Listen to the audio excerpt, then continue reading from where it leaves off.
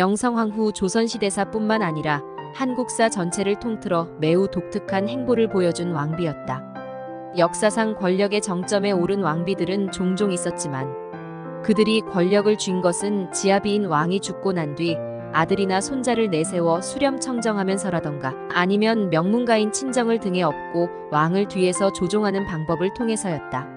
명성황 후는 이전의 왕비와는 확연히 달랐다. 그녀는 지아비인 고종이 국정을 의논하는 가장 가까운 상대였으며 외국의 세력들이 고종보다도 더 예의주시했던 권력의 중심에 있던 인물이었다. 그녀는 명문가 친정의 도움으로 왕비 자리에 오르지 않았으며 오히려 자신이 왕비가 되어 정치적 필요에 의해 친정 세력을 키웠다. 살아있는 왕보다도 더 주목받으면서 사실상 왕과 권력을 나눠 가졌다고도 보이는 명성황 후의 존재는 당시 망국으로 치닫는 조선의 특수 상황을 고려하고 생각하여도 매우 특이하고도 경이롭다.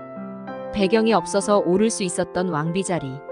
명성황 후는 여흥민씨로 여주에서 태어났다. 어렸을 때 이름은 자영이었다고 하나 확실하지는 않다. 그녀가 태어난 집안은 숙종을 두고 장희빈과 삼각관계를 겨루었던 왕비 인현왕 후를 배출한 민씨가였다. 명성황 후의 아버지 민치록은 인현왕 후의 아버지였던 민유중의 5대손이었다. 이런 가계를 통해 볼 때 명성황 후 집안은 당색으로는 서인계였고 아버지 민치록이 세도 정치기인 철종 때 음서로 관직에 오른 것을 보면 그때까지도 꽤 내로라 하는 집안이었음을 알 수 있다. 민치록은 음서로 관직에 올라 지방관과 중앙의 중간관리 벼슬을 했으며 훗날 명성황 후가 되는 딸아이 하나만 남긴 채 이른 나이에 세상을 떠났다. 8살의 아버지를 여인 이후 명성황 후는 어머니와 함께 여주를 떠나 서울로 올라와 감고당에서 기거하였다. 당시 서울에 집을 소유한 것을 볼 때 집안 형편은 꽤 넉넉했던 것 같다. 그러나 조선시대의 대를 이을 사내아이가 없는 집안은 이미 몰락을 예정한 것과 마찬가지였다. 12촌인 민승호가 양자로 들어와 집안의 제사를 맡기는 했지만 사실상 명성황 후는 어머니와 단둘이 외로운 성장기를 보냈을 것이 분명하다. 명성황 후는 어렸을 때부터 무척 총명하여 주변의 칭찬이 자자하였다. 특히 훗날 왕비 자리에 오르는데 결정적인 역할을 한 친척 아주머니 민씨 부인의 마음에 퍽 들었다. 이 민씨 부인은 바로 당시 아들 고종을 앞세워 조선의 실권을 쥐고 있던 대원군의 아내 부대부인 민씨였다. 부대부인 민씨는 명성황 후의 아버지 민치록의 양자로 들어간 민승호의 누나였다. 그녀는 둘째 아들 고종의 왕비로 자신과 친인척 관계이던 명성황 후를 적극적으로 대원군에게 추천하였다. 대원군은 명성황 후의 친정이 단출한 것을 매우 마음에 들어 했다고 한다. 왕비를 내세운 안동 김씨의 외척 세도 정치를 무척이나 경계하던 대원군은 가문적으로는 그다지 빠지지 않으나 주변에 힘이 될 사람은 별로 없는 명성황 후를 전격적으로 왕비로 간택했다. 물론 제대로 된 왕비 간택 절차를 거쳤지만 이 간택 절차 이전에 대원군은 이미 압이 없고 남자 형제 없는 민씨가의 외로운 처녀를 며느리로 점찍고 있었다. 몰락한 친정을 둔 왕비가 정치에 개입할 여지는 전혀 없다고 판단했기 때문이었다. 명성황 후는 여흥민씨로 여주에서 태어났다. 어렸을 때 이름은 자영이었다고 하나 확실하지는 않다. 그녀가 태어난 집안은 숙종을 두고 장희빈과 삼각관계를 겨루었던 왕비 인현왕 후를 배출한 민씨가였다. 명성황 후의 아버지 민치록은 인현왕 후의 아버지였던 민유중의 5대손이었다. 이런 가계를 통해 볼 때 명성황 후 집안은 당색으로는 서인계였고 아버지 민치록이 세도 정치기인 철종 때 음서로 관직에 오른 것을 보면 그때까지도 꽤 내로라 하는 집안이었음을 알 수 있다.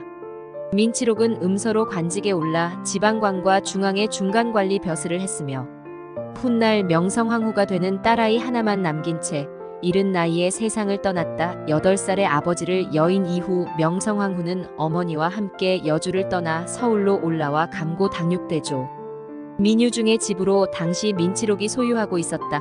감고당이란 이름은 영조가 지어주었다 해서 기거하였다. 당시 서울에 집을 소유한 것을 볼 때 집안 형편은 꽤 넉넉했던 것 같다. 그러나 조선시대의 대를 이을 사내아이가 없는 집안은 이미 몰락을 예정한 것과 마찬가지였다. 12촌인 민승호가 양자로 들어와 집안의 제사를 맡기는 했지만 사실상 명성황후는 어머니와 단둘이 외로운 성장기를 보냈을 것이 분명하다. 명성황후는 어렸을 때부터 무척 총명하여 주변의 칭찬이 자자하였다. 특히 훗날 왕비 자리에 오르는데 결정적인 역할을 한 친척 아주머니 민씨 부인의 마음에 퍽 들었다. 이 민씨 부인은 바로 당시 아들 고종을 앞세워 조선의 실권을 쥐고 있던 대원군의 아내 부대부인 민씨였다. 부대부인 민씨는 명성황후의 아버지 민치록의 양자로 들어간 민승호의 누나였다. 그녀는 둘째 아들 고종의 왕비로 자신과 친인척 관계이던 명성황후를 적극적으로 대원군에게 추천하였다. 대원군은 명성황후의 친정이 단출한 것을 매우 마음에 들어했다고 한다. 왕비를 내세운 안동 김씨의 외척 세도 정치를 무척이나 경계하던 대원군은 가문적으로는 그다지 빠지지 않으나 주변에 힘이 될 사람은 별로 없는 명성황후를 전격적으로 왕비로 간택했다. 물론 제대로 된 왕비 간택 절차를 거쳤지만 이 간택 절차 이전에 대원군은 이미 압이 없고 남자 형제 없는 민씨가의 외로운 처녀를 며느리로 점찍고 있었다. 몰락한 친정을 둔 왕비가 정치에 개입할 여지는 전혀 없다고 판단했기 때문이었다. 대원군과의 갈등. 그러나 대원군의 예상은 보기 좋게 뒤집어졌다. 총명했던 명성황후는 대원군의 사람도 자기 사람으로 만들 수 있는 능력이 있었다. 그녀는 양 오빠이긴 하지만 실제로는 대원군의 처남인 민승호를 자신의 세력으로 끌어들였고 대원군의 형인 이최응 대원군의 큰아들 이재면 고종의 맏형까지도 대원군에게 등을 돌리고 고종에게 힘이 될 수 있도록 만들었다. 친인척을 모두 끌어들인 후 명성황후는 대원군에 의해 정계에서 밀려난 안동 김씨 세력과 대원군이 권력을 잡게 해주었지만 결국 반목하게 된 풍양 조씨 세력까지 끌어들였다. 사방에서 대원군이 운신할 범위를 점차로 좁혀 나갔던 것이다. 명성황후가 처음부터 대원군에 맞서는 지략적인 정치가였던 것은 아니다. 여기에는 시대의 흐름을 읽고 이를 자기 것으로 만들고자 했던 명성황후의 노력, 그리고 무엇보다도 시아버지 대원군과의 감정적인 대립도 한몫하였다. 16세의 나이에 왕비의 자리에 오른 그녀는 신혼 초부터 여성으로서는 쓰디쓴 질투의 감정을 맛보았으며 이를 시아버지 대원군이 부추긴다고 생각하게 되었다. 명성황후와 혼례를 치를 무렵 고종은 이미 사랑하는 여인이 있었다. 상궁 출신의 궁인 이씨를 매우 총애하여 가까이 두고 정작 정식 왕비인 명성황후는 냉대했던 것이다. 여기에다 엎친 데 덮친 격으로 궁인 이씨가 아들 완화군을 낳자 궁중의 관심은 모두 궁인 이씨에게로 몰렸다. 완화군이 태어나자 대원군은 명성황후가 젊은 나이임에도 불구하고 완화군을 세자로 책봉하려고까지 했다. 대원군은 배경 없는 왕비를 며느리로 들인 것도 모자라 혹시나 외척이 바로하는 것이 두려워 신분적으로나 가문적으로 아무것도 기댈 데 없는 궁인의 자식에게 힘을 실어주는 것이 외척에게 시달리지 않고 왕권을 더욱 오롯이 하는 방법이라고 생각했던 것 같다.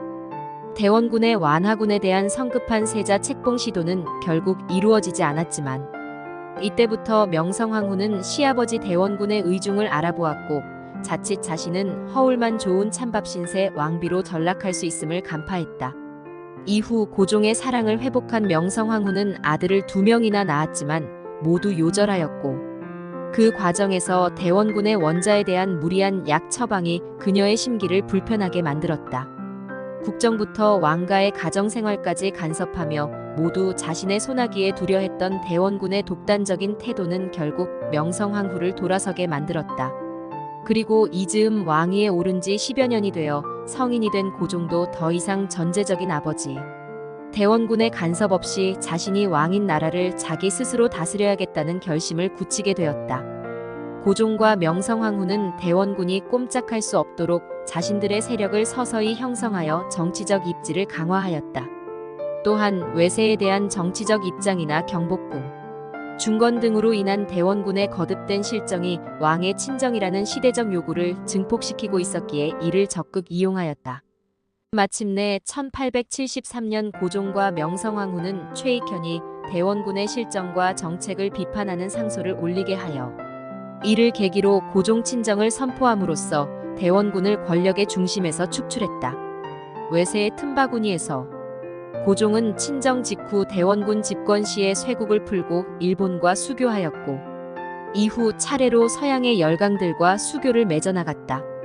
그러나 이전의 강력한 통상수교 거부 정책 새 국정책으로 미처 외세에 대해 준비가 되지 못한 상태에서 이루어진 개방은 여러 가지 문제점을 드러내기 시작했다. 개국 이후 내적으로는 여전히 남아있는 대원군과의 대립과 기존 세력과의 갈등, 외적으로는 조선의 국권을 침탈하고자 하는 일본과 서구, 열강의 틈바구니에서 고종과 명성황후는 여러 가지 시행착오를 하면서 외줄타기를 하듯 위태로운 상황에서 전국을 운영하였다. 그 와중에 1882년 신식군대에 대한 구식군대의 불만이 표출된 이모군란이 터지고 명성황후가 힘을 기르기 위해 키웠던 민씨 세력이 위협당하자 명성황후마저도 그 신변의 안전을 도모할 수 없는 지경에 이르게 되었다. 명성황후는 궁궐을 탈출하여 장호원에 은거하였고 이모군란을 계기로 일시적으로 정권을 되찾은 대원군은 명성황후가 죽었다고 선포하고 국장까지 치르려고 하였다. 이때 명성황후는 고종에게 자신이 건재함을 알리고 청나라의 지원을 요청하도록 하였다. 청나라 군대의 출동으로 대원군은 청으로 압송되었고 명성황후는 궁궐로 돌아왔다.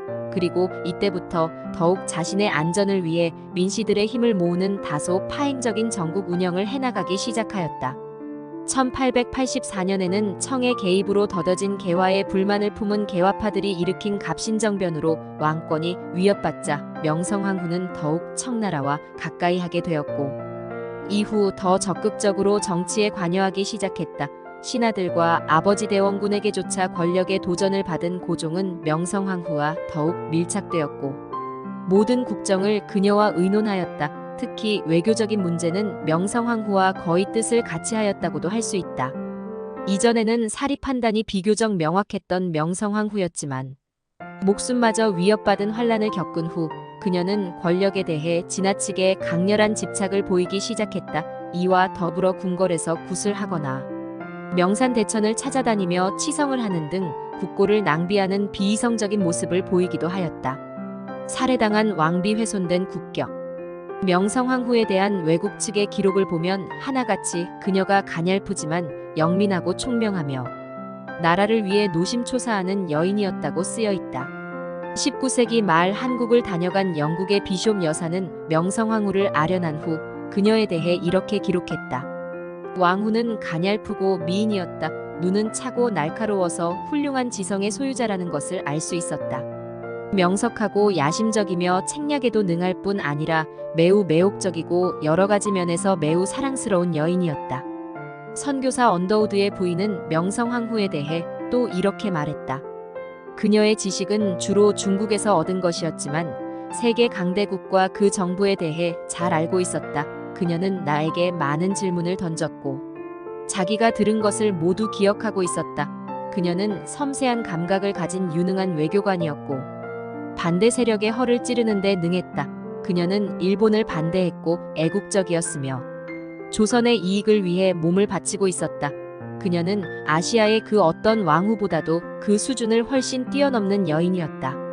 명성황후를 시해한 일본 낭인들조차도 그녀를 동양의 호걸 여장부로 평가했다. 지나치게 총명하고 정치에 적극적이었기에 또 보기에 따라서는 시대를 앞선 매우 현대적인 자존감을 가진 여인이었기에 명성황후는 정적들의 표적이 되었고 신변은 늘 불안했다. 그리고 마침내 1894년 동학농민전쟁, 청일전쟁을 거치면서 조선 정치에 깊이 개입하고 들어온 일본을 외교적으로 러시아를 동원하여 조선에서 축출하고자 했던 명성황후의 계획을 무너뜨리기 위해 일본은 후안무치한 음모를 세우기에 이르렀다. 그것은 일명 여우사냥으로 불린 명성황후의 시의 시도였다. 일본은 자신들이 조선의 국권을 침탈하는 데 가장 방해 요소로 왕비였던 명성황후를 지목하고 제거하고자 하였다.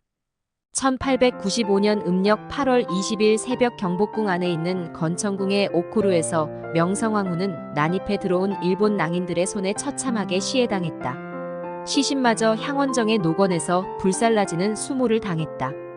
이것이 바로 을미사변 명성황후 시해 사건이다. 이 을미사변을 지휘한 것은 일본 정부의 지시를 받은 일본 공사 미우라 고로였다. 외세에 의한 왕비 살해는 국내뿐만 아니라 국외적으로도 충격적인 사건이었다. 국내에서는 일본의 왕비 살해의 원한을 갚자는 움직임이 일어나면서 을밀병이 일어났고, 국제적으로는 일본을 비난하는 목소리가 드높아졌다. 시아버지였던 대원군은 이 틈에 잠시 정권을 되찾는 듯하였지만, 고종이 이미 아버지마저 믿을 수 없는 상황에서 러시아 공관에 안전을 의탁하는 아관파천을 행함으로써 곧 실각하였다. 명성황후의 시해 사건으로 인해 조선은 국격을 훼손당하고 망국으로 가는 길을 한 발 더 내딛게 되었다. 명성황후는 시해 직후 대원군에 의해 폐위되어 서인으로 강등되었다가 같은 해 고종에 의해 복호되었고, 고종이 대한제국을 선포하고 황제로 즉위하면서 명성이라는 시호가 내려지고 황후로 추봉되었다. 장례는 죽은 지 2년 만인 1897년에 가서야 국장으로 치러졌으며, 홍릉에 안장되었다. 요절한 두 아들 다음에 낳은 셋째 아들이 마지막 임금 순종 황제이다. 명성황후에 대한 평가는 살해 직후부터 오늘날까지 여러 가지로 엇갈린다. 그녀가 망국의 왕비로서 나라를 망치게 한 장본인이라는 평가부터 구국을 위해 몸을 바친 시대의 여걸이었다는 평가까지 참으로 극단적으로 다양하다. 이것은 아마도 19세기 말 시대적 혼란 상황 속에서 그녀가 보여준 전국 운영의 다양한 면 때문일 것으로 보인다. 대원군의 쇄국 정치에 반대하여 미처 준비도 안 된 상황에서 나라를 열었지만 급진적 개혁은 원하지 않아 개화파의 불만을 샀고 일본을 물리치려고 외세를 끌어들였으며, 그녀의 친정이 새로운 외척 세력으로 급부상하는 등 시대를 역행했다는 것이 주요한 비판의 이유였다. 한편에서는 똑같은 그녀의 정치적 행보에 대해 명성황후가 지나친 쇄국과 급진적 개혁 사이에서 중심을 잡고자 노력했고, 열강들을 이용해 나라의 독립을 유지하는 외교수를 펼쳤으며, 그녀가 의도적으로 키운 외척들이 훗날 고종의 측근이 되어 고종이 대한제국이라는 마지막 시도를 해볼 수 있게 했고, 이것이 독립운동과 이어졌다는 점에서 긍정적인 평가를 내리기도 한다.